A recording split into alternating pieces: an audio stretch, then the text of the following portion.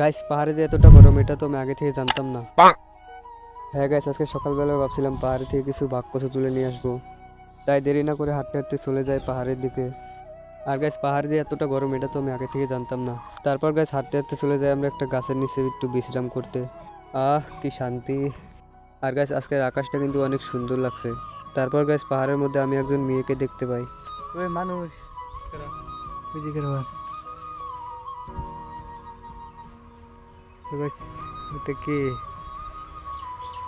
একটা চিংড়ি। তারপর গাইস হাঁটতে হাঁটতে চলে যাই আমরা পাহাড়ের ভিতর দিকে।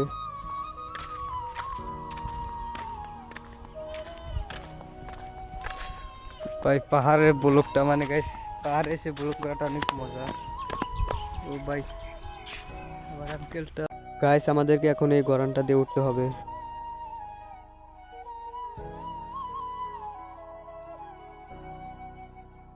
তারপর গাইস আমরা হালকা করে উঠে বললাম পাহাড়ের উপরে। আর এখানে এসে কিন্তু খুব ভালো লাগছিল। আর গাইস আমার ইউটিউব চ্যানেলে কিন্তু আমি আমার পাহাড়ের লং ভিডিওটা পোস্ট করে দিয়েছি, সবাই মিলে গিয়ে সাবস্ক্রাইব করে দিয়ে আসো। Bye bye.